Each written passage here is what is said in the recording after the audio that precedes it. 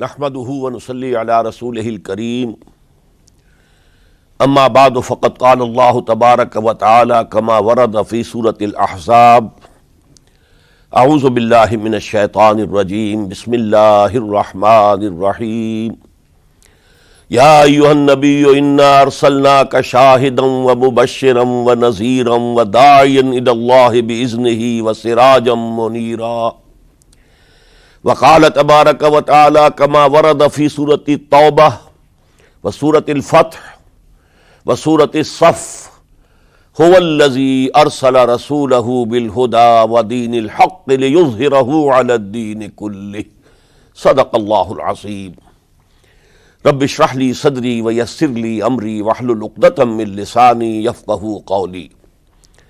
معزز حاضرین اور محترم ناظرین، السلام علیکم ورحمۃ اللہ وبرکاتہ۔ اس سے قبل کی نشست میں ہم یہ دیکھ چکے ہیں کہ شہادت علی الناس یہ اصل میں کار رسالت کے لیے تعبیر ہے۔ حق کی گواہی دینا اپنے قول سے، پھر اپنے عمل میں اس کا نمونہ پیش کر دینا تاکہ حجت قائم ہو جائے کہ یہ کوئی ناممکن العمل بات نہیں ہے جس کا مطالبہ اللہ تعالیٰ فرما رہا ہے۔ پھر حضور کا خاص معاملہ یہ کہ آپ پر دین کی تکمیل ہو گئی، یعنی دین ایک مکمل نظام زندگی کی شکل میں کامل ہو گیا۔ تو اب ظاہر بات ہے کہ اب آپ کی طرف سے اتمام حجت اسی وقت ہو سکتی تھی جبکہ آپ اس پورے نظام زندگی کو عملاً قائم کر کے دکھاتے۔ اب یہاں غور کیجئے، کسی بھی نظام زندگی کو کسی معاشرے میں، کسی خطہ زمین میں نافذ اور قائم کرنا یہ اصل میں ایک انقلابی عمل ہے، اس لیے کہ خلا دنیا میں کہیں نہیں ہوتا، کوئی نہ کوئی نظام موجود ہوتا ہے۔ اگر کہیں بادشاہی نظام ہے اور آپ جمہوری نظام لانا چاہتے ہیں تو اس کے لیے انقلاب کی ضرورت ہے، ریولوشن کے بغیر تو نہیں ہوگا۔ اگر کہیں سرمایہ دارانہ نظام ہے لیکن آپ اشتراکی نظام لانا چاہتے ہیں تو ریولوشن از نیسیسری۔ نظام کو بدلنا ایک انقلابی عمل ہے، اور اس میں آپ کو معلوم ہے کہ دو قوتیں ایک دوسرے کے بالمقابل آتی ہیں۔ ایک وہ جو انقلاب کے نام لیوا ہوتے ہیں، ہم یہ نظام لانا چاہتے ہیں، ظاہر بات ہے کہ وہ ایگزسٹنگ سسٹم کو کہتے ہیں یہ غلط ہے، یہ ظالمانہ ہے، یہ ڈپریسو ہے، یہ ایکسپلائٹیٹو ہے، یہ ڈسکریمنیٹنگ ہے۔ اس نظام کو غلط کہیں گے تبھی ایک انقلاب کی ضرورت محسوس ہوگی۔ جبکہ اس نظام کے اس وقت کے جو سربراہ ہوں گے وہ اسٹیٹس کو قائم رکھنا چاہتے ہیں، اس لیے کہ اس نظام کے ساتھ ان کے مفادات وابستہ ہیں۔ اب کہیں پر جاگیردارانی نظام ہے اور آپ وہاں چاہتے ہیں اشتراکی نظام لانا، تو کیا جاگیردار اسے گوارا کریں گے؟ کہیں بادشاہی نظام ہے، آپ وہاں جمہوری نظام لانا چاہتے ہیں تو کیا بادشاہ اور اس کا خاندان اسے برداشت کرے گا؟ لہذا تصادم ناگزیر ہے، ان دو قوتوں کے درمیان تصادم ہو کر رہتا ہے، اور اسی کا نام ایک انقلابی عمل ہے۔ تو یوں سمجھیے تمام انبیاء کرام میں اور تمام اللہ کے جو رسول گزرے ہیں دنیا میں، ان میں حضور کا امتیازی مقام یہ ہے کہ آپ کو ایک انقلابی جد و جہد کرنی تھی، پورا نظام قائم کرنا تھا، جس کے لیے کہ میں نے آج آیت پڑھی ہے، یہ اصل میں آیت کا ٹکڑا ہے، بڑا ٹکڑا ہے، جو 3 سورتوں میں بین ہی انہی الفاظ میں آیا ہے۔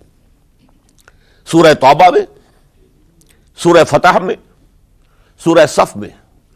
هو الذی ارسل رسولہ بالہدی ودین الحق لیظہرہ علی الدین کلہ، وہی ہے اللہ جس نے بھیجا اپنے رسول کو صلی اللہ علیہ وسلم الہدا، قرآن حکیم دے کر اور دین حق دے کر، سچا نظام، عادلانہ نظام۔ کس لیے بھیجا؟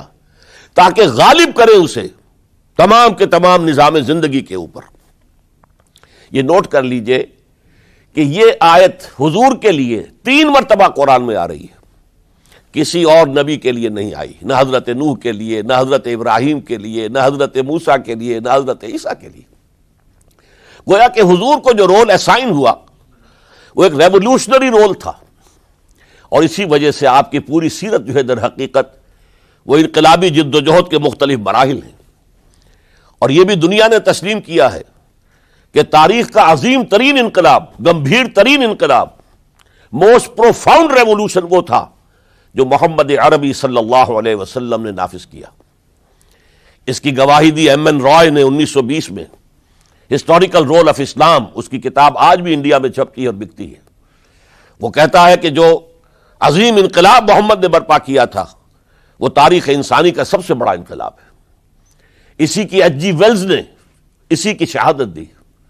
ڈاکٹر مائیکل ہارٹ نے آج سے کوئی 25 برس قبل دی 100 نامی کتاب جو لکھی، امریکہ میں چھپی مینہٹن میں، اور اس نے تاریخ انسانی کے عظیم ترین انسانوں کو پہلے 100 عظیم ترین انسان چن لیے جنہوں نے تاریخ کے رخ کو موڑا، پھر ان میں گریڈیشن کی.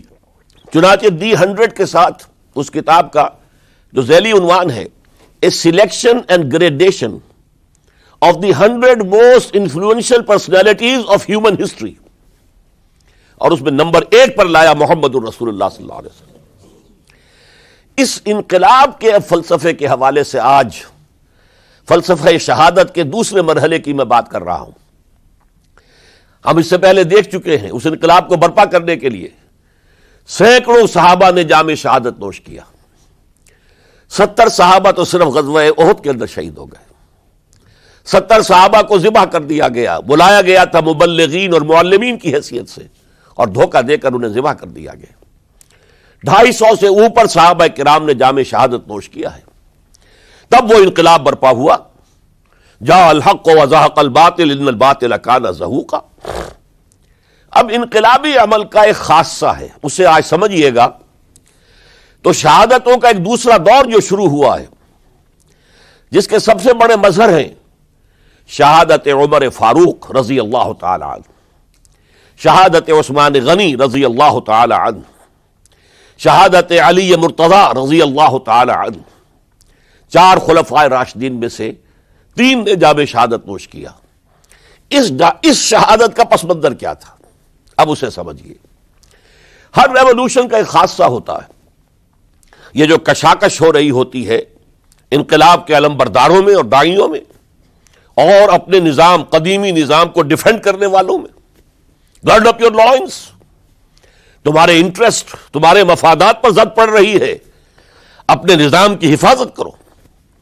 یہ جو تصادم جب اس مرحلے کو پہنچ جائے کہ اس نظام کے حامی یہ محسوس کریں کہ اب ہماری پیش نہیں جا رہی، اب تو یہ انقلابی کامیاب ہو جائیں گے، ہم ان کو ریزسٹ نہیں کر سکتے، تو عام طور پر ایک حربہ وہ یہ استعمال کرتے ہیں، فی الحال اب دبک جاؤ، کونوں کھدروں میں بیٹھ جاؤ، بلکہ بظاہر ان میں شامل ہو جاؤ، اور پھر انتظار کرو کسی اپروپریٹ مرحلے پر پھر انقلاب لائیں گے. اس کا نام ہوتا ہے کاؤنٹر ریولوشنری موومنٹس. چنانچہ یہی ہوا ہے. جزیرہ نماء عرب میں محمد الرسول اللہ صلی اللہ علیہ وسلم نے کفار کو، مشرکین کو شکست فاش دی. یہودی بھی جتنے آباد تھے انہیں بھی شکستیں دی. 3 قبیلے جو مدینے میں تھے وہ نکال دیے گئے. ان کا بڑا گڑھ تھا خیبر، اسے بھی فتح کر لیا گیا. انقلاب مکمل ہو گیا. اب کچھ لوگ جو ہے دبک گئے، کچھ لوگوں نے جھوٹ موٹ کو اسلام کا لبادہ اوڑھ لیا، منافقت کی شکل اختیار کر لی. اسے پنجابی میں کہتے ہیں نیوی پاؤ. اس وقت تو ذرا گردن جھکا دو، اب جب وقت آئے گا پھر دیکھیں گے، ہمیں کوئی موقع ملے گا تو پھر بغاوت کریں گے. یہ کاؤنٹر ریولوشنری موومنٹس. چنانچہ نبی اکرم صلی اللہ علیہ وسلم کے انتقال کے بعد جزیرہ نماء عرب میں 2 مخالف انقلاب تحریکیں چلی. نمبر 1، کچھ مدعیان نبوت سامنے آ گئے، ہم بھی نبی ہیں. مسیلمہ کذاب ہے، طلیحہ ہے، بے شمار 6، 7، 8 بہت سے لوگ ان کو ماننے والے ہو گئے. اور اسی طریقے سے بہت سے لوگوں نے کہا کہ ہم زکوٰۃ نہیں دیں گے، حکومت کو نہیں دیں گے، ہم زکوٰۃ خود اپنی خرچ کریں گے اپنے غریبوں پر. یہ دو چیلنج تھے نظام خلافت کے لیے. اس کے اس پس منظر کو ذہن میں رکھیے. عرب میں کبھی کوئی مرکزی حکومت تھی ہی نہیں، لہذا وہ لوگ عادی نہیں تھے. اگر کوئی حکومت پہلے ہوتی تو کوئی ٹیکس ہوتے، پہلے کوئی عادی ہوتے، وہ تو وہاں پر تو کوئی نظام تھا ہی نہیں. انہیں زکوٰۃ بہت بھاری لگ رہی تھی. ہم سے یہ لیا جا رہا ہے، ہماری آمدنی کا ایک حصہ، یہ بہت انہیں کھل رہا تھا، شاخ گزر رہا تھا. اسی طریقے سے عرب کی صورت یہ تھی کہ پورا ملک تقسیم تھا، قبائلی، اور ہر قبیلے کا سردار گویا کہ اپنے علاقے کا وہ بے تاج بادشاہ تھا. جیسے آپ کو معلوم ہے افغانستان میں طالبان کے آنے سے پہلے وار لارڈز مختلف علاقوں کے اندر انہوں نے پھاٹک لگا لیے، اپنے علاقے بنا لیے، ہر ایک اپنی جگہ پر. میں خود یہاں کا مالک ہوں، مختار ہوں. اور اب طالبان کے خاتمے کے بعد دوبارہ وہی صورت پیدا ہو گئی. امن و امان ختم ہو چکا ہے، وار لارڈز ہیں، ان کے اپنے علاقے ہیں. تو ان کے لیے ظاہر بات ہے کہ وہ دبک تو گئے تھے جب ان کی پیش نہیں جا رہی تھی، جب وہ مجبور ہو گئے تھے، انہوں نے اطاعت قبول کر لی تھی. اسی لیے ان کے بارے میں سورہ حجرات میں فرمایا گیا قالت الاعراب آمنا، یہ بدو کہہ رہے ہیں ہم ایمان لے آئے. قل، اے نبی ان سے کہہ دیجئے، لم تؤمنوا، تم ایمان نہیں لائے ہو، ولکن قولوا اسلمنا، یوں کہو کہ ہم نے اطاعت قبول کر لی ہے، ہم اسلام لے آئے ہیں. ولما يدخل الايمان في قلوبكم، ابھی تک ایمان تمہارے دلوں میں داخل نہیں ہوا. یہ سب کا معاملہ نہیں تھا، لیکن اکثر کا معاملہ تھا. ان میں مومنین صادقین بھی تھے، لیکن اکثر کا معاملہ یہ تھا. یہی وجہ ہے، دیکھیے جیسے قرآن مجید کی صورت نازل ہوئی تھی تکمیل انقلاب کے بعد، اذا جاء نصر اللہ والفتح ورأیت الناس يدخلون فی دین اللہ افواجا، جب اللہ تعالیٰ کی نصرت اور مدد آ گئی اور فتح حاصل ہو گئی اور حضور کو اور صحابہ کو جزیرہ نماء عرب کے اندر غلبہ حاصل ہو گیا، اب لوگ فوج در فوج آ رہے ہیں، اطاعت قبول کر رہے ہیں، دائرہ اسلام میں داخل ہو رہے ہیں. لیکن نوٹ کیجئے حضور کے انتقال کے بعد جو یہ دو کاؤنٹر ریولوشنری موومنٹس اٹھیں، ایک جھوٹے مدعیان نبوت اور ایک منکرین زکوٰۃ، ان کے نتیجے میں تقریباً تو پورا عرب مرتد ہو گیا. یخرجون من دین اللہ افواجا، اب فوج در فوج وہ اللہ کے دین سے نکل گئے، یہاں تک کہ اسلام صرف ملک حجاز، تھوڑا سا علاقہ، اس کے بھی بڑے شہروں تک محدود رہ گیا. یہ خطرناک صورتحال تھی جس سے کہ حضرت ابو بکر صدیق رضی اللہ تعالیٰ عنہ کو سابقہ پیش آیا. وہ اگرچہ ایک بڑے نحیف الجسم، بڑے رقیق القلب انسان تھے، بہت رحیم اور شفیق، حضور کی شخصیت کا عکس کامل تھے. جیسے حضور کی طبیعت میں نرمی، رقت، شفقت، رحمت، ایسے ہی ان. لیکن جب ذمہ داری کا بوجھ آیا ہے، چیلنج آیا ہے تاریخ کا، اس وقت معلوم ہوا کہ ان کی تو شخصیت آہنی ہے، بڑی قوی، بہت مضبوط. ان کا عزم، ان کی ہمت، ان کا استقلال، ان کا اللہ پر توکل. اس موقع پر میں آپ کو بتاتا ہوں، بہت سے لوگوں نے مشورہ دیا تھا کہ مصلحت کا تقاضا ہے کہ کئی محاذ نہ کھولیے بیک وقت. مسلمانوں کے دل پہلے ہی زخمی ہیں حضور کے انتقال کی وجہ سے. پھر حضور نے ایک جیش اسامہ تیار کیا تھا، ہم نے چاہا تھا کہ آپ اسے روک دیں، آپ نے کہا نہیں، جو لشکر حضور نے تیار کیا ابو بکر اسے نہیں روکے گا، وہ گیا. پھر جو مدعیان نبوت ہوئے وہ تو یقیناً کافر ہو گئے، لہذا ان سے بھی قتال کرنا پڑے گا. کم سے کم منکرین زکوٰۃ کے ضمن میں نرمی کیجئے. انہوں نے کفر نہیں کیا، کلمہ شہادت پڑھتے ہیں، نماز کا انکار نہیں کیا، زکوٰۃ کا بھی انکار نہیں کیا. یہ کہا کہ ہم آپ کو نہیں دیں گے، اپنی زکوٰۃ جمع کریں گے، اپنے ہی غریبوں میں تقسیم کر دیں گے. لیکن حضرت ابو بکر اور یہاں تک کہ حضرت عمر نے مشورہ دیا کہ مصلحت کا تقاضا ہے کہ مانعین زکوٰۃ کے ساتھ نرمی کی جائے. حضرت ابو بکر نے فرمایا، عمر تم ایام جاہلیت میں تو بڑے سخت تھے، بڑے مضبوط تھے، بہت طاقتور تھے. خدا کی قسم اگر یہ زکوٰۃ میں حضور کے زمانے میں اونٹ کے ساتھ اونٹ کو باندھنے والی رسی بھی دیتے تھے اور اب اگر یہ کہیں گے کہ اونٹ لے جاؤ رسی نہیں دیں گے تب بھی میں قتال کروں گا، اس لیے کہ ایبدل الدین وانا حی، کیا دین میں ترمیم کر دی جائے گی جبکہ میں زندہ ہوں؟ ابو بکر کے جیتے جی یہ نہیں ہو سکتا۔ لہذا ہم دیکھتے ہیں تاریخ کے اندر، چونکہ صدیقیت بہت اعلیٰ مقام ہے، نبوت کے بعد کا درجہ صدیقین، پھر شہداء، پھر صالحین، اور یہ ہے صدیق اکبر، افضل البشر بعد الانبیاء بالتحقیق ابو بکر صدیق۔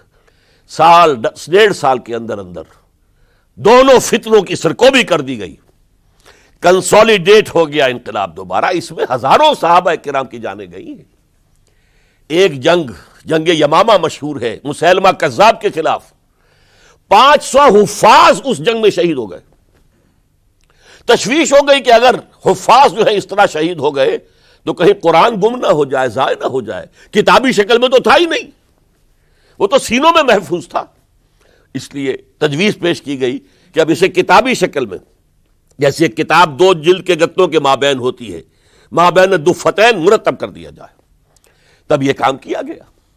بہرحال پہلا مرحلہ یہ تھا کہ کاؤنٹر ریولوشنری موومنٹس، چونکہ ابھی انقلاب صرف عرب میں آیا تھا اور عرب ہی کے اندر سے کاؤنٹر ریولوشنری موومنٹس ابری، جھوٹی نبوت اور مانعین زکوٰۃ کی شکل میں، اور حضرت ابو بکر رضی اللہ تعالی عنہ نے اپنی عظیمت کا ثبوت دیتے ہوئے ان دونوں موومنٹس کو کچل کر رکھ دیا اور انقلاب اسلامی کو اثر نو کنسولیڈیٹ کر کے پھر قیادت حکم خداوندی کی روح سے کہ ان کے انتقال کا وقت آ گیا تو حضرت عمر فاروق کو نامزد کر کے ان کے سپرد کر دی رضی اللہ تعالی عنہ۔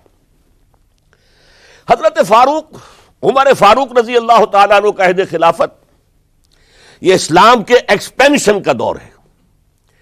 اب جو وہ انٹرنل رفت ختم ہو گئی، انٹرنلی کنسولیڈیٹ ہو گیا انقلاب محمدی صلی اللہ علیہ وسلم، لہذا پوری طاقت کے ساتھ اب 3 لشکر نکلے ہیں، مشرق کے لیے، شمال کے لیے، مغرب کے لیے، اور فتوحات کا دائرہ شروع ہوا۔ 10 برس حضرت عمر رضی اللہ تعالیٰ عنہ کے خلافت کے وہ ہیں، نوٹ کیجئے، جس میں ایک سلطنت 2 سپر پاورز اس وقت کی تھی، کئی 100 سال سے چلی آ رہی تھی، 2 سپر پاورز، اور دونوں جزیرہ نما عرب کے سر پر بیٹھی ہوئی تھی۔ سلطنت ایران، عراق سے ہو کر سلطنت ایران، کہ خسرو کے زمانے سے، ذوالقرنین کے زمانے سے عظیم مملکت تھی، سپر پاور۔ دوسری طرف سلطنت روما، دی رومن امپائر، 3 بر اعظموں کو محیط تھی۔ رومن امپائر پورا شمالی افریقہ اس کے تحت تھا، پورا مغربی ایشیا اس کے تحت تھا، شام اس کے تحت تھا، ترکی اس کے تحت تھا، اور یورپ کا سارا مشرقی علاقہ اس کے تحت تھا۔ رومن امپائر، آپ کو معلوم ہے حضرت عمر کے زمانے میں رضی اللہ تعالی عنہ سلطنت کسریٰ کے تو پرخچے اڑ گئے، نام ختم ہو گیا، وجود نہ رہا عظیم سلطنت کسریٰ۔ حالانکہ آپ کے علم میں ہوگا ان کا بڑا شاندار ماضی تھا، کہ خسرو اور کہ قباد، بڑے بڑے یہ کیانی کہلاتے ہیں، یہ کیاں جو ہے یہ بڑی عظیم ایک یوں سمجھیے کہ خاندان تھا بادشاہوں کا، لیکن یہ کہ وہ پوری سلطنت کسریٰ ختم ہو گئی۔ کیوں؟ اس نے حضور کے نامہ مبارک کو چاک کیا تھا، اور حضور نے فرما دیا تھا صلی اللہ علیہ وسلم، خسرو نے میرا خط نہیں چاک کیا، اپنی سلطنت چاک کر دی، اور واقعتاً سلطنت کسریٰ جو ہے ختم ہو گئے، نام و نشان ختم ہو گیا۔ دوسری طرف سلطنت روما تھی، عیسائیوں کے ساتھ، چونکہ وہ تھی کرسچین، عیسائیوں کے ساتھ حضور کے زمانے میں کوئی براہ راست تصادم نہیں ہوا تھا، سارا تصادم ہوا تھا یا مشرکین عرب سے اور یا یہودیوں سے۔ عیسائی جو ہے عربین پیننسولا میں تھے ہی نہیں، یمن کے علاقے میں کچھ تھے لیکن ان کی کوئی حیثیت نہیں تھی، لہذا کوئی کنفرنٹیشن نہیں ہوئی۔ دوسرے عیسائیوں میں ابھی اہل علم موجود تھے، جیسے آپ کو معلوم ہے نجاشی بادشاہ کیسے ایمان لے آیا، اس نے حضرت عیسیٰ کے بارے میں پوچھا، حضرت جعفر طیار رضی اللہ تعالی عنہ نے سورہ مریم کی آیات پڑھ کر سنائیں، اور اس نے کہا بین ہی جو ان آیات میں تم نے پڑھا ہے عیسیٰ کی حقیقت اس سے تن کے برابر بھی زیادہ نہیں ہے۔ اسی طرح ہرقل نے جب اس کو حضور کا نامہ مبارک پہنچا، اس نے جو بھی پیغامبر آئے تھے ایلچی، ان کا اکرام کیا، احترام کیا۔ وہ عالم تھا، جان گیا کہ یہ نبی آخر الزماں ہے، چاہتا تھا کہ میں ایمان لے آؤں بشرطے کہ میرے سارے درباری سپہ سالار بھی ایمان لے آئیں۔ جیسے کہ سن 300 عیسوی میں پوری رومن امپائر نے عیسائیت اختیار کی تھی، اس سے پہلے وہ بت پرست تھے۔ 300 عیسوی میں سلطنت روما کا جو ایمپرر تھا وہ ایمان لے آیا حضرت عیسیٰ پر۔ اس وقت تک ظاہر بات ہے اسلام حضرت عیسیٰ کا دین تھا، حضور تو ابھی آئے نہیں، حضور کے آنے میں تو ابھی 300 برس سے باقی ہیں۔ وہ عیسائی ہو گیا، پوری مملکت عیسائی ہو گئی، تو وہ نظام جو تھا حکومت کا برقرار رہا، انٹیکٹ رہا۔ ہرقل یہ چاہتا تھا کہ اسی طرح میری پوری سلطنت ایمان لے آئے تو میری حکومت برقرار رہے، لیکن یہ کہ اس کے جو درباری تھے اور اس کے بڑے بڑے جو سپہ سالار اور جرنیل تھے انہوں نے ریجیکٹ کر دیا، اور یہ بادشاہت کی بیڑی اس کے پاؤں میں پڑی رہ گئی۔ ایمان تو نہیں لایا لیکن پہچان گیا تھا حضور کو صلی اللہ علیہ وسلم۔ اور اس سلطنت روما سے پھر آپ کو معلوم ہونا چاہیے کہ مسلمانوں نے اس کی 3 ٹانگوں میں سے 2 ٹانگیں توڑ دی، پورے شمالی افریقہ سے نکال باہر کیا، پورے مغربی ایشیا سے، یہ شام اور ترکی کا علاقہ اناطولیہ نکال دیا، اور اس کی سلطنت محدود رہ گئی یورپ کے اندر۔ تو یہ عظیم کام ہوئے ہیں حضرت عمر رضی اللہ تعالی عنہ کے عہد میں۔ اب سوچئے اس عظیم ریولوشن کا بھی کوئی کاؤنٹر ریولوشن ہونا چاہیے تھا کہ نہیں؟ ایرانی بڑے زبردست نیشنلسٹ لوگ تھے، نسل پرست، اپنی نسل پر فخر کرنے والے، ہماری روایات عظیم ہیں، ہم کہ خسرو کے وارث ہیں۔ اور آپ کو معلوم ہے کہ آخری جو بادشاہ تھا رضا شاہ پہلوی، وہ چاہتا تھا کہ خسرو کے دور کی عظمت اور سطوت کو دوبارہ لے آئے۔ 2500 سالہ جشن اس نے منایا تھا، وہ چاہتا تھا وہی شان میری ہو جائے جو خسرو کی تھی۔ یہ جو ان کے اندر نیشنلزم تھا، جب ان کی سلطنت کے پرچے اڑ گئے حضرت عمر رضی اللہ تعالیٰ عنہ کے ہاتھوں، تو ان کے دلوں میں حضرت عمر کی دشمنی، وہ خون کے پیاسے ہو گئے عمر کے رضی اللہ تعالیٰ عنہ۔ میں یہاں آپ کو ذرا ایک حوالہ دے دوں، فردوسی نے جو شاہ نامہ لکھا، حالانکہ وہ مسلمان تھے لیکن چونکہ پرانے ایرانی ذہن کی عکاسی کر رہے تھے، تو انہوں نے جب کہ عرب فوجیں آئی ہیں تو اس نے ایران کا جو اپنے اوپر فخر تھا اس کی ترجمانی کرتے ہوئے لکھا ہے، زشیر شتر خوردن و سوسمار عرب را بجائیست آیت قرار کہ تخت کیارا کنند آرزو تفو برتو ہے چرخ کرداں تفو، کہ یہ عرب اونٹنیوں کا دودھ پینے والے، گوہ کھانے والے، یہ گوہ ایک بڑی سی چھپکلی کا جیسا جانور ہوتا ہے جو صحرا کے اندر ہوتا ہے، اور وہ اپنا ایک گھر بنا کر رہتا ہے، اسے کھاتے تھے یہ۔ تو یہ گوہ کھانے والے، اونٹنیوں کا دودھ پینے والے عرب، آج ان کی یہ جرت، یہ جسارت، یہ ہمت کہ تخت کیارا کنند آرزو، کہ وہ آج آرزو کر رہے ہیں کہ کہ سلطنت کہ کا تخت جو ہے وہ ہمیں مل جائے۔ تفو برتو ہے چرخ گرداں تفو، تف ہے تجھ پر اے گردش کرنے والے آسمان، تف ہے تجھ پر۔ لہذا اب کاؤنٹر ریولوشنری موومنٹس آئی ہے، حضرت عمر کی شہادت اس کا نتیجہ ہے۔ ہرمزان ایک جرنیل تھا اور اس کے جنگی جرائم اتنے شدید تھے ایرانی کے کہ واجب القتل تھا۔ وہ گرفتار ہو کر حضرت عمر کے سامنے پیش کیا گیا۔ حضرت عمر نے فرمایا یہ واجب القتل ہے، اس کی گردن اڑا دی جائے۔ اس کی چالاکی دیکھیے، اس نے کہا امیر المومنین، اے مسلمانوں کے امیر عمر رضی اللہ تعالی عنہ، مجھے ذرا پانی پلوا دیجیے۔ حضرت عمر نے فرمایا پانی لا دو۔ ایک کٹورے میں پانی دے دیا گیا۔ پھر کہا دیکھیے امیر المومنین، مجھے ضمانت دیجیے کہ جب تک میں یہ پانی پی نہ لوں مجھے قتل نہیں کریں گے۔ فرمایا ہاں ہاں تم پانی پی لو، جب تک یہ پانی تم نہیں پیو گے ہم قتل نہیں کریں گے۔ اس نے وہ کٹورا پھینک دیا، نہ اب میں یہ پانی پی سکتا ہوں نہ آپ مجھے قتل کر سکتے ہیں، کیونکہ آپ کا عہد یہ ہے کہ جب تک میں یہ پانی نہیں پیوں گا آپ مجھے قتل نہیں کریں گے۔ اس ہیلے سے جان بچا گیا۔ پھر اس شخص نے ابو لولو فیروز، ایک غلام تھا، اسے اس کام کے لیے تیار کیا۔ حضرت مغیرہ ابن شعبہ کا غلام تھا وہ، اور حضرت مغیرہ نے اس سے روزانہ کی ایک اجرت کہ تم کام کرو، مجھے صرف 7 آنے روزانہ دے دیا کرو۔ اس نے آ کر حضرت عمر سے کہا کہ میرا جو آقا ہے مغیرہ ابن شعبہ، یہ مجھ سے بہت زیادہ طلب کرتا ہے۔ حضرت عمر نے پوچھا کیا دیتے ہو؟ 7 آنے۔ تم کرتے کیا ہو؟ کہ میں نجار بھی ہوں، میں لوہار بھی ہوں، میں یہ کام کرتا ہوں۔ فرمایا اتنے پیشوں کا جاننے والا اس کے لیے یہ روزانہ کا ٹیکس یہ زیادہ نہیں ہے، یہ تمہیں دینا چاہیے۔ اس نے کہا میں چکیاں بھی بناتا ہوں۔ حضرت عمر نے فرمایا پھر ایک چکی ذرا مجھے بھی بنا دینا۔ کہنے لگا آپ کے لیے تو میں ایسی چکی بناؤں گا کہ جس کی آواز دنیا بھر میں جائے گی۔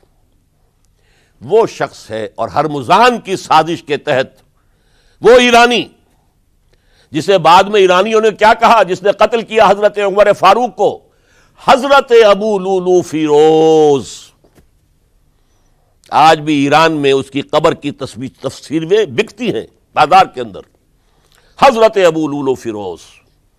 وہ آیا ہے مسجد نبوی میں، اور آ کر اس نے جبکہ حضرت عمر رضی اللہ تعالیٰ عنہ امامت فرما رہے حملہ کیا، 5-6 وار خنجر کے کیے۔ حضرت عمر رضی اللہ تعالیٰ شدید مجروح ہو گئے۔ یہ انتقام تھا جو عجم نے، وہ سلطنت کے جس کے ٹکڑے ختم ہو گئے تھے، جس کا ٹکڑے کر دیے گئے تھے، اس نے انتقام لیا عالم اسلام سے۔ سمجھا انہوں نے یہ تھا کہ شاید یہ پوری عمارت اسی ایک ستون پر کھڑی ہے، حضرت عمر ہی کے ستون پر کھڑی ہے، اس ستون کو گرا دو گے پوری عمارت گر جائے گی۔ لیکن ثابت ہوا نہیں، یہ محمد کی بنائی ہوئی عمارت ہے صلی اللہ علیہ وسلم، یہ بہت قوی ہے، اس کی بنیادیں بہت مضبوط ہیں، کوئی ذرا سی تریڑ بھی نہیں آئی، ذرا سی تریڑ بھی نہیں آئی۔ حضرت عمر فاروق کی شہادت کے بعد حضرت عثمان رضی اللہ تعالیٰ عنہ کا دور خلافت شروع ہوا، اور جوں کا توں جو قافلہ چل رہا تھا آگے چلتا چلا گیا۔ حضرت عثمان رضی اللہ تعالیٰ عنہ کے بارے میں بہت قیل و قال ہے، ان پر تنقیدیں بھی کی، اپنوں نے بھی کی ہیں، دشمنوں نے بھی کی ہیں۔ لیکن بات جان لیجئے، یہ تاثر غلط ہے کہ ان کے پورے دور خلافت کے اندر فتنہ رہا یا ہنگامہ رہا، قتل غلط۔ 10 برس خلفائے راشدین میں طویل ترین دور خلافت حضرت عثمان کا ہے رضی اللہ تعالیٰ عنہ، 12 برس۔ حضرت ابو بکر کے تو 2.25 برس تھے، حضرت عمر کے 10 برس تھے، ان کا 12 برس، اور 12 میں سے 10 سال ایسے تھے بعین ہی جیسے حضرت عمر کے 10 سال تھے۔ امن و امان ہے، سکون ہے، چین ہے، اور قافلہ اسلام بڑھ رہا ہے، فتوحات کا دائرہ بڑھتا چلا جا رہا ہے، فتوحات سیلاب کے مانند آگے بڑھ رہی ہیں۔ تھمتا نہ تھا کسی سے سیل رواں ہمارا یہ سیل رواں کوئی روکنے والی کوئی طاقت دنیا میں رہی نہیں تھی۔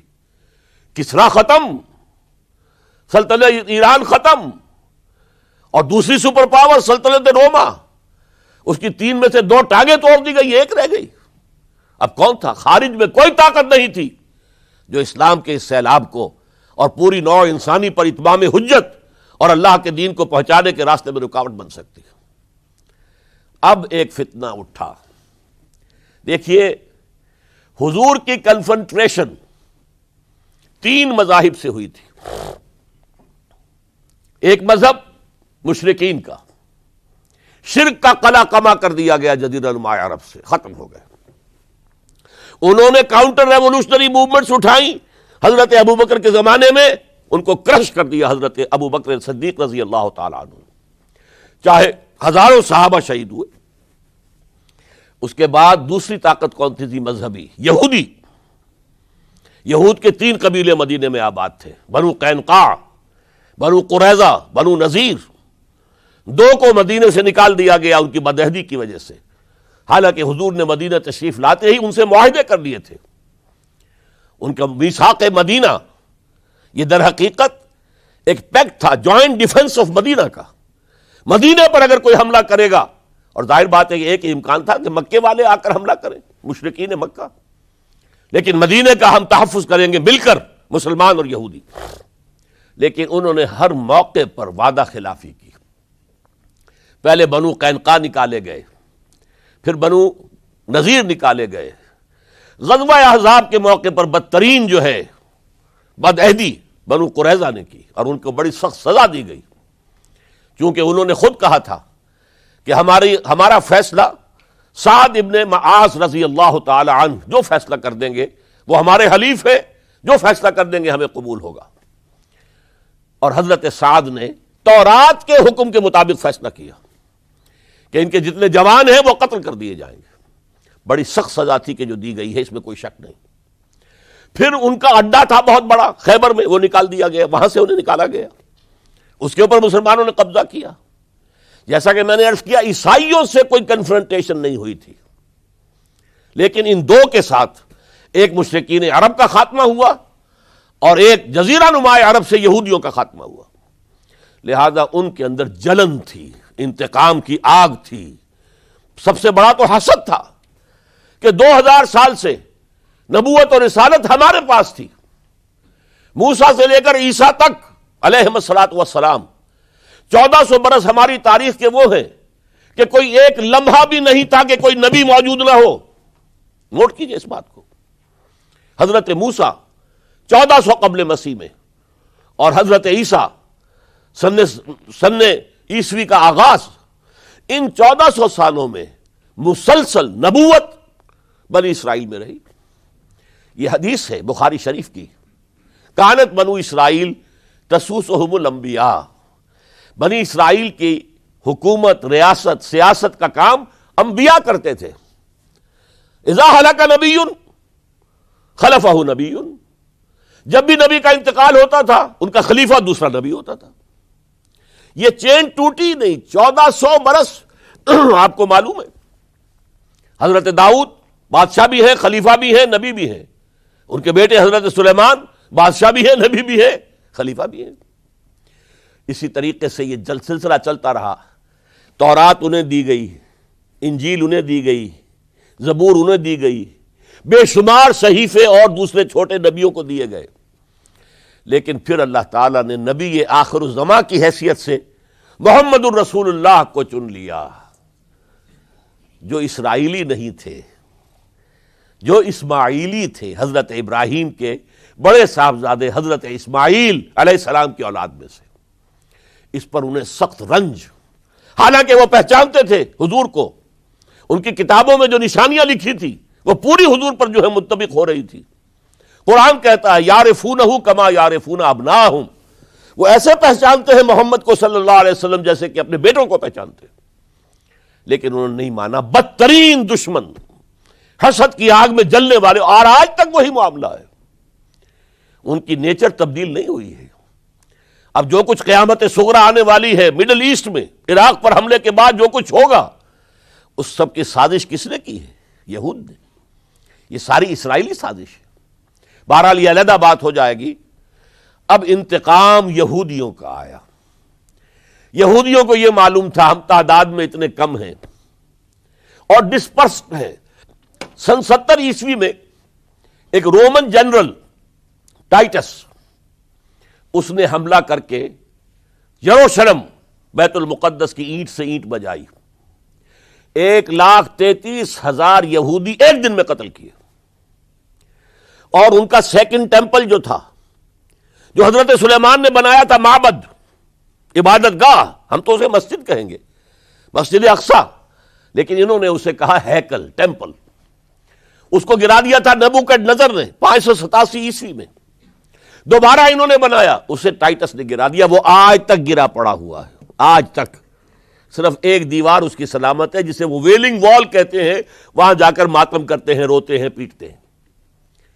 اور اس کو اس وقت سے نکال دیا گیا یہودیوں کو، نکل جاؤ فلسطین سے، بھاگ جاؤ یہاں سے، دفع ہو جاؤ. لہذا وہ ڈسپرس ہو گئے. کوئی یورپ چلے گئے، کوئی روس چلے گئے، کوئی ہندوستان چلے گئے، کوئی افریقہ کے ممالک میں چلے گئے، کچھ ایران میں آ گئے. یہ سب اس کو وہ کہتے ہیں ڈایاسپورا، ہمارا وہ دور جس میں ہم دنیا میں منتشر تھے. جب پوری دنیا میں منتشر تھے تو ظاہر بات ہے کسی فوجی مہم کے ذریعے سے مسلمانوں سے انتقام لینا ممکن نہیں تھا. لیکن انتقام لیا ایک ایسی سازش کے ذریعے سے، ایک ایسا فتنۃ الکبریٰ برپا کیا ہے جس کا کہ میں ابھی آپ سے اندازہ کرتا ہوں، جس کے نتیجے میں حضرت عثمان رضی اللہ تعالیٰ عنہ شہید ہوئے. اس کو یوں سمجھیے کہ حضور کے دور میں جن لوگوں نے شہادتیں پیش کی، انہوں نے اسلام کو قائم کرنے کے لیے شہادتیں دی. اب دور خلافت راشدہ میں جو شہادتیں پیش کی گئیں وہ اسلام کو قائم رکھنے کے لیے، جو عمارت بن گئی ہے اب گرنے نہ پائے، اسے دشمن گرا نہ دے، اس ڈیفنس کے اندر، اس تحفظ کے اندر جانے دی، ہزاروں نے دی. چنانچہ ایک یہودی عبداللہ ابن سبا، یمن کا رہنے والا، اسلام کا لبادہ اوڑھ کر آتا ہے منافق بن کر، حالات کا جائزہ لیتا ہے، کہاں پانی مرتا ہے، کس طریقے سے میں ان میں انتشار پیدا کر سکتا ہوں، کس طریقے سے مسلمانوں کو آپس میں لڑا سکتا ہوں. اس نے آ کر دیکھیے تاریخ کے اندر اس سے پہلے بھی ہوا تھا، حضرت عیسیٰ کے دین، اصل دین کو ختم کرنے والے سینٹ پال، جب تک حضرت مسیح دنیا میں تھے سینٹ پال بدترین دشمن تھا حضرت عیسیٰ کا. لیکن جب حضرت عیسیٰ کو اٹھا لیا گیا رفع سماوی کے بعد، وہ عیسائیت کا لبادہ اوڑھ کر آ گیا. مجھے عیسیٰ کی زیارت ہوئی ہے، میں ان پر ایمان لے آیا ہوں، اور اس کے بعد حضرت عیسیٰ کے دین کو ختم کر کے رکھ دیا، توحید کو تثلیث میں بدل دیا. اس سے بڑی تباہی کیا ہوگی؟ اور حضرت عیسیٰ کہہ کر گئے تھے کہ میں صرف بنی اسرائیل کے گھرانے کی کھوئی ہوئی بھیڑوں کی تلاش میں آیا ہوں.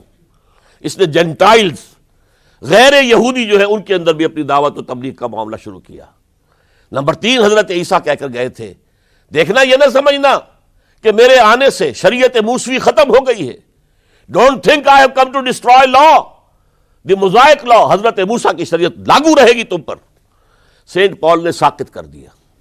تو جدید عیسائیت، ڈاکٹر مائیکل ہارٹ، جس کا میں نے حوالہ دیا دی 100 کا مصنف، وہ کہتا ہے کہ موجودہ عیسائیت کرسچینٹی نہیں ہے، پالزم ہے. یہ حضرت عیسیٰ کا دین نہیں ہے، یہ تو پال کا دین ہے. ایک شخص نے یہ کام کر دیا. اسی طرح کا ایک شخص آیا تھا عبداللہ ابن سبا. اس نے سب سے پہلے تو دیکھا کہ اس معاشرے کے اندر قریش کے 2 گھرانوں کی بڑی پرانی چشمک ہے، بنو امیہ، بنی ہاشم. پرانی ان کے اندر قبائلی چشمک چلی آ رہی ہے. اسلام نے آ کر اسے دبا دیا. ختم نہیں ہوتی یہ چیزیں، نسل بعد نسل چلتی ہیں، اندر دبی رہتی ہیں. آگ بجھی ہوئی نہ جان، آگ دبی ہوئی سمجھ. اس نے جان لیا کہ یہ بہترین موقع ہے، اگر اس قبائلی عصبیت کو میں ہوا دے سکوں تو مسلمان منقسم ہو جائیں گے، ایک دوسرے کے ساتھ دست و گریبان ہو جائیں گے. اس نے آتے ہی کہنا شروع کیا، خلافت کا حق بنو ہاشم کا ہے. یہ عثمان، یہ بنو امیہ میں سے ہے، بنو امیہ کو کوئی حق نہیں ہے خلافت کا. 2 پہلے جو خلیفہ تھے، حضرت ابوبکر، حضرت عمر، وہ نہ ہاشمی تھے نہ اموی تھے. حضرت ابوبکر بنو تیم میں سے تھے، نہ ہاشمی نہ اموی. حضرت عمر بنو عدی میں سے تھے، نہ ہاشمی نہ اموی. حضرت عثمان تھے بنو امیہ میں سے. اب یہاں دکھتی ہوئی رگ کو اس نے چھیڑا. حضور ہاشمی تھے، بنو ہاشم کا حق ہے خلافت. عثمان غاصب ہے معاذ اللہ رضی اللہ تعالی عنہ، پچھلے دونوں بھی غاصب تھے. خلافت حق ہے بنو ہاشم کا. پھر حضرت علی کی شان میں یہاں تک کہ یہ تو خدا حلول کیے ہوئے علی کے اندر، یہ گاڈ انکارنیٹ ہے، یہ خدا ہے. دیکھیے توحید بھی ختم کی، اس نے تثلیث بنائی تھی، اور حضرت عیسیٰ کو خدا کا بیٹا بنایا تھا، اس نے حضرت علی کو خدا بنا دیا. اور آپ کو معلوم ہونا چاہیے آج بھی نصیری شیعہ دنیا میں موجود ہیں جو حضرت علی کو خدا کہتے ہیں، دی گاڈ انکارنیٹ. کہ اللہ جو ہے حلول کر گیا تھا حضرت علی کے اندر رضی اللہ تعالیٰ عنہ، معاذ اللہ ثم معاذ اللہ ثم معاذ اللہ۔ پھر اس نے ایک طریقہ اختیار کیا، حضرت عثمان پر تنقیدیں شروع کی، حضرت عثمان کے گورنرز کے خلاف جھوٹے الزامات لگانے شروع کیے، اڈے بنا لیے بصرہ میں، کوفہ میں، مصر میں، اور وہاں بصرے میں کوفے کے امیر کے خلاف اس نے یہ کر دیا، اس نے یہ کر دیا، اس نے خیانت کی، اس نے فلاں کیا، بیت المال پہ ڈاکہ ڈالا، اور کوفے میں بصرہ کے امیر کے خلاف، شام میں دمشق میں مصر کے گورنر کے خلاف، اور مصر میں جا کر شام کے گورنر کے خلاف، اور ہر جگہ حضرت عثمان رضی اللہ تعالیٰ عنہ کے خلاف۔ اب آپ کو معلوم ہے اس دنیا میں تو اطلاعات بھی نہیں پہنچتی تھی آسانی سے، کئی دن میں جا کر، کئی ہفتوں میں جا کر تو خط پہنچتے تھے، کوئی ٹیلی فون نہیں، کوئی تار نہیں، کوئی بے تار برقی نہیں، کچھ بھی تو نہیں، وائرلیس نہیں، کچھ نہیں، لہٰذا یہ فتنہ بڑھتا رہا اندر ہی اندر، اور پھر ہر جگہ سے بلوائی، وہ جو سبائی کہنا چاہیے، وہ مدینے میں آ گئے، گھیرا کر لیا اور مطالبہ کیا کہ حضرت عثمان مستعفی ہو جائیں، خلافت چھوڑ دیں۔ حضرت عثمان نے کہا تمہارے کہنے سے میں نہیں چھوڑ سکتا۔ ان پر جب الزامات لگائے گئے انہوں نے ہر الزام کی صفائی پیش کر دی۔ اس صفائی کے پیش کرنے والوں میں سب سے بڑھ کر خود حضرت علی تھے رضی اللہ تعالی عنہ۔ مسجد نبوی میں آ کر انہوں نے ان بلوائیوں کو جمع کیا اور حضرت عثمان کے خلاف جو بھی الزام لگائے گئے تھے ان سب کی صفائی اور جواب دیا اس کا۔ لیکن بلوائی جو ہے اڑے ہوئے تھے۔ ادھر سے حضرت امیر معاویہ، وہ عامل تھے، گورنر تھے شام کے، انہیں اطلاع مل رہی ہے، وہ کہتے ہیں آپ ہمیں اجازت دیجئے ہم فوج لے کر آئیں اور ان کے ٹکڑے اڑا دیں۔ لاکھوں کی فوجیں تھی کھڑی ہوئی۔ حضرت عثمان کی مملکت کا آپ تصور کر سکتے ہیں؟ قرآن میں عظیم ترین حکمران کے نام سے کے حوالے سے نام آیا ذوالقرنین کا۔ ذوالقرنین کے خسرو یا سائرس، اس کی سلطنت سے کم 2 گنا بڑی سلطنت تھی جس پر حضرت عثمان رضی اللہ تعالی عنہ حکومت کر رہے تھے۔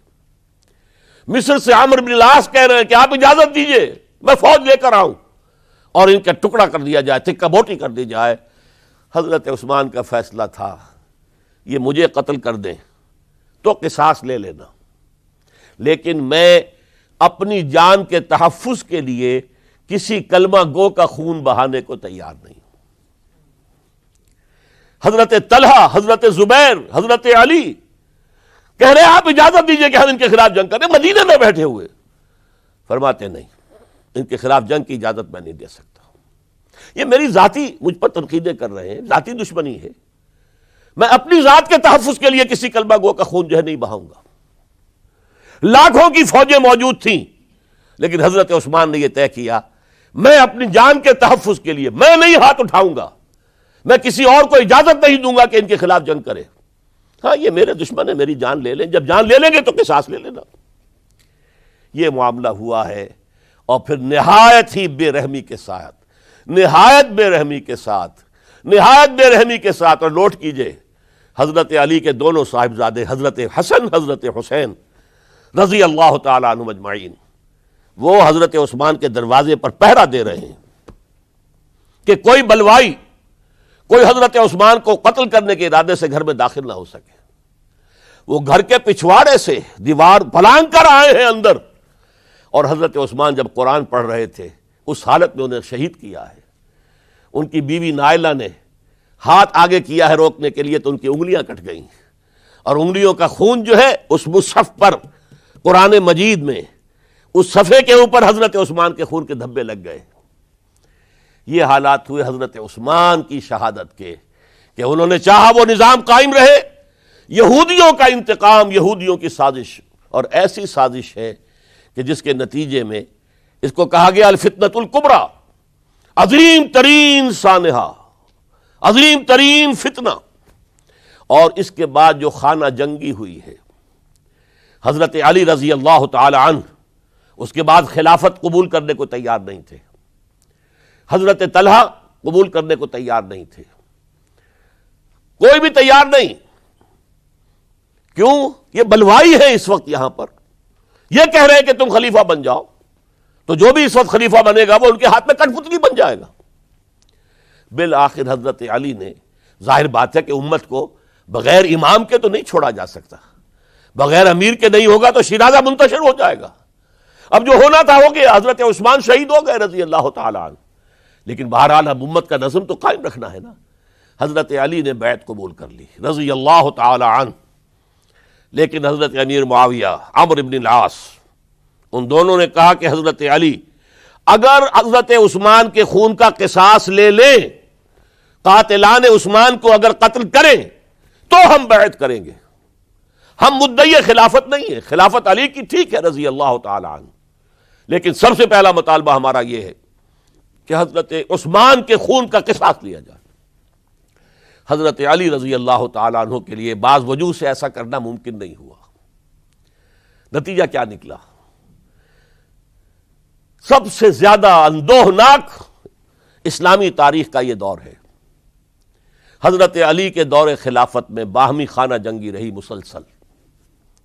جنگ جمل حضرت عائشہ صدیقہ کمانڈ کرتی ہوئی آئی ہیں، طلحہ اور زبیر ان کے ساتھ ہیں، اور اگرچہ حضرت علی رضی اللہ تعالی عنہ کے ساتھ ان کی صلح ہو گئی، لیکن وہ جو بلوائی تھے، جو چاہتے نہیں تھے کہ امن ہو، وہ تو در حقیقت اسلام کے حصے بکھرے کرنے کے لیے آئے تھے، اسلام کی مملکت کو تباہ کرنے آئے تھے۔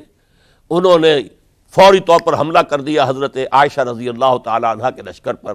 اب ظاہر بات ہے کہ جنگ شروع ہو جائے تو پھر کون دیکھ سکتا ہے، آئدر کل اور بی کلڈ، دو شکلیں دو ہی ہوتی ہیں۔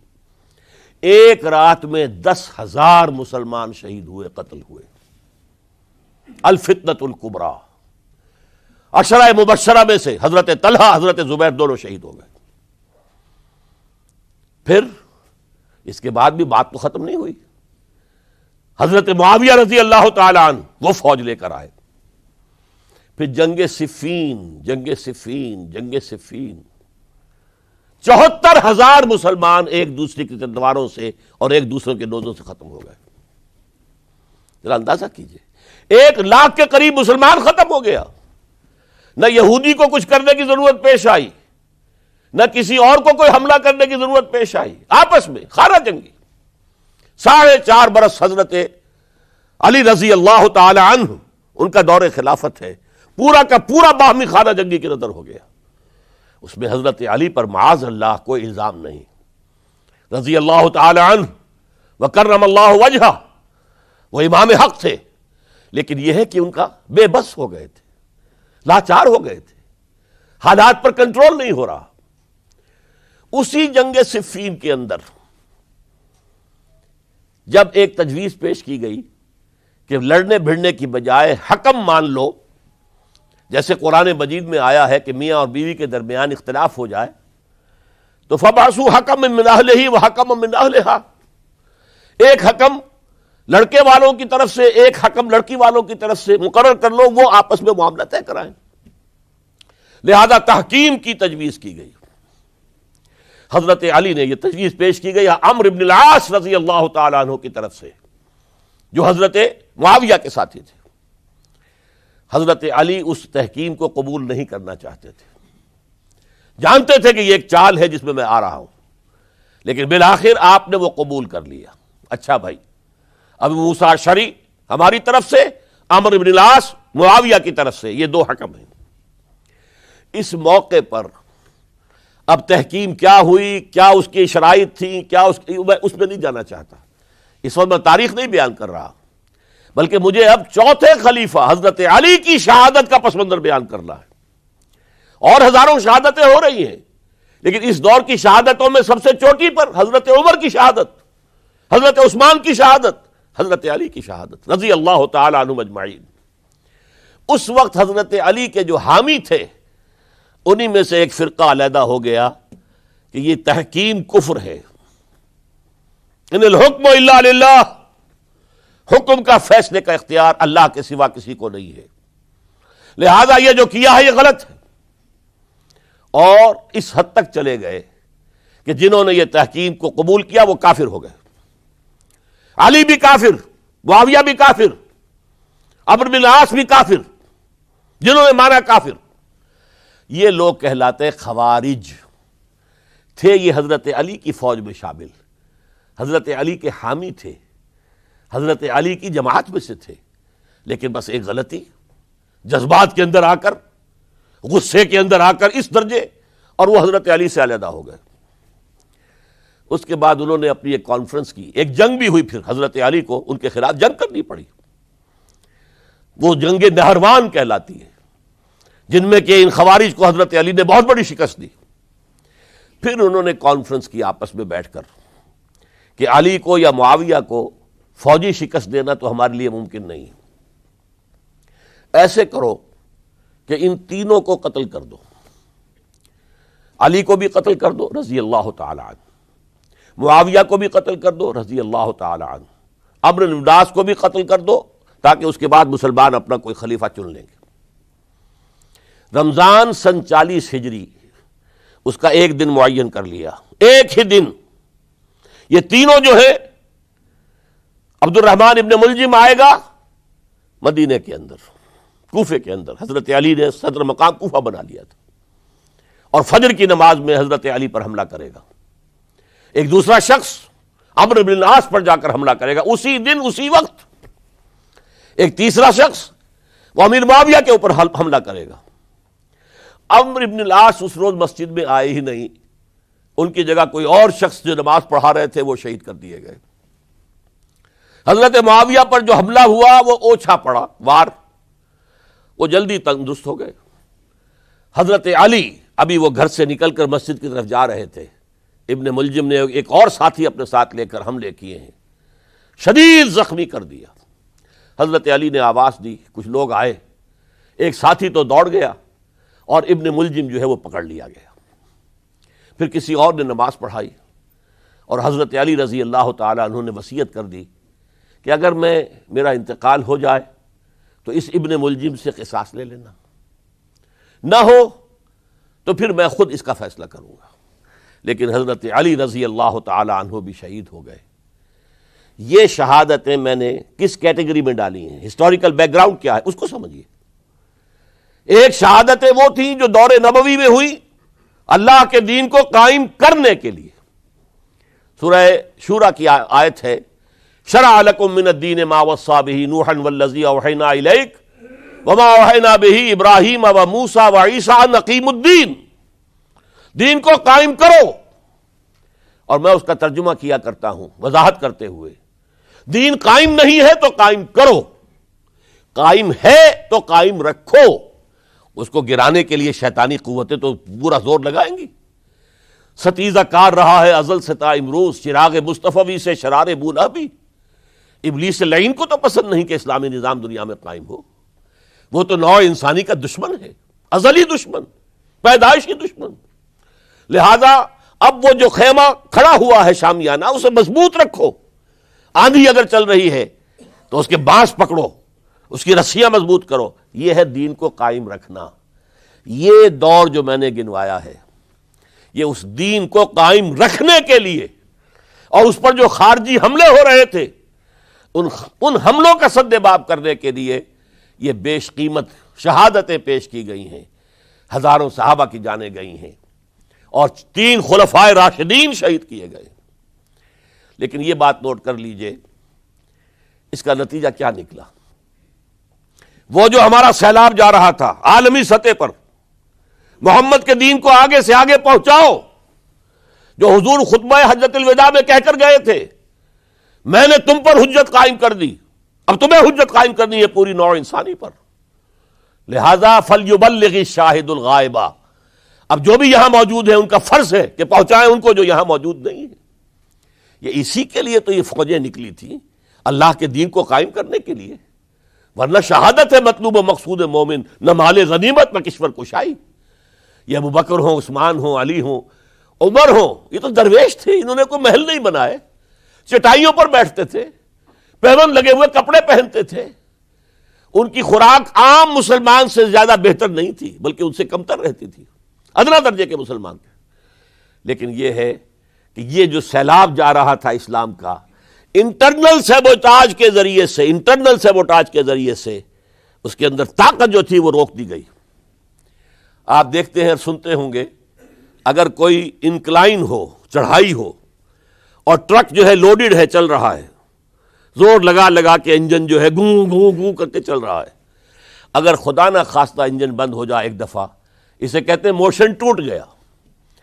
اب یہ ڈرائیور جانتا اس کی جان پر بن گئی. اب اس کو دوبارہ سٹارٹ کرنا آسان کام نہیں ہے. تو اسلامی سیلاب کا کہ جس کے بارے میں کیفیت یہ تھی کہ تھمتا نہ تھا کسی سے سیل رواں ہمارا سیل رواں روکنے والا کون رہ گیا تھا؟ سلطنت کسریٰ ختم ہو چکی تھی، سلطنت روما کی 2 ٹانگیں ٹوٹ چکی تھی.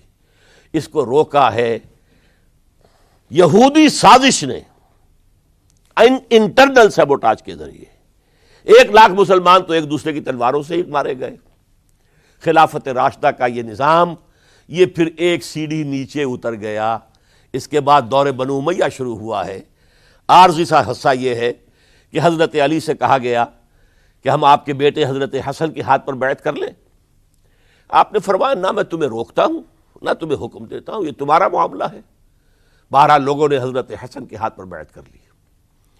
اب حضرت معاویہ کا اور حضرت حسن کا معاملہ شروع ہوا. حضرت حسن نکلے 50,000 کی فوج لے کر، اس طرف سے بہت بڑی فوج لے کر امیر معاویہ آئے. لیکن حضرت حسن رضی اللہ تعالیٰ نواسۂ رسول، اور ان کے بارے میں یہ کہا جاتا ہے کہ حضور سے بہت مشابہ تھے، بہت مشابہ تھے مزاج میں اور شکل و صورت میں. اور کہتے ہیں کہ یہ اوپر کا حصہ جو ہے اس میں بہت مشابہت تھی حضور میں اور حضرت حسن میں. اور حضرت حسن کے بارے میں حضور نے ان کے بچپن میں فرمایا تھا میرا یہ بیٹا مسلمانوں کے 2 گروہوں کے مابین صلح کرائے گا. اور وہی معاملہ ہوا. حضرت حسن نے جب دیکھا کہ یہ خون ریزی کب تک چلے گی، انہوں نے صلح کی پیشکش کی حضرت امیر معاویہ کو.